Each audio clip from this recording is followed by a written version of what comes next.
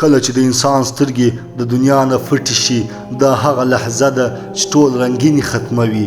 نه مور، نه پلار، نه ملګري، نه کور، نه لباس، یوازې یو کفن، یوه کنده او خاموشه خاوره.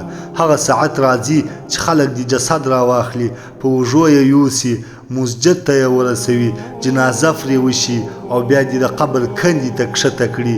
همهاغه خلک چې ستا خنداوې یې خوښېدې، همهاغه عزیزان چې ستا سره یې ژړل اوس تا ته خاورې اچوي او ستا د ژوند باب بندوي.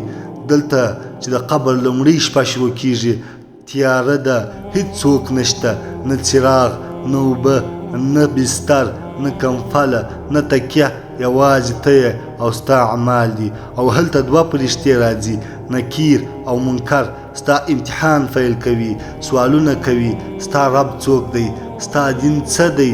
ستا نبي څوک دی؟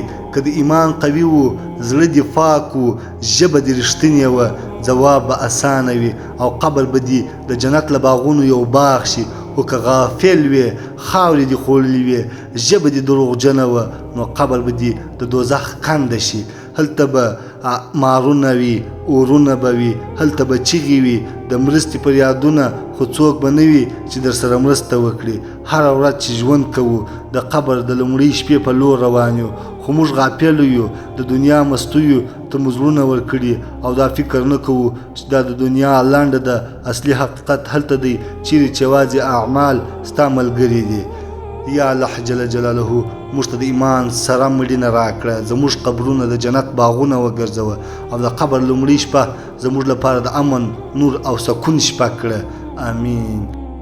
تر څو نورې همدا ډول اسلامي فکر راپارونکي او ایمان تازه کوونکي ویډیوګانې له لاسه ورنکړي، ستا یو سبسکرایب کول زموږ لپاره یو ځواک دی او دا چینل ژوندی ساتي. نظر مو را سره شریک کړي، د قبر لومړۍ شپه به څنګه وي؟ څه تیاری لري؟ ستاسو نظرونه موږ ته روحیه راکوي او مه هېروه دا ویډیو له خپلو ملګرو او دوستانو سره شریکه کړه. شاید دا یوه ویډیو د چا د ژوند لوری بدل کړي.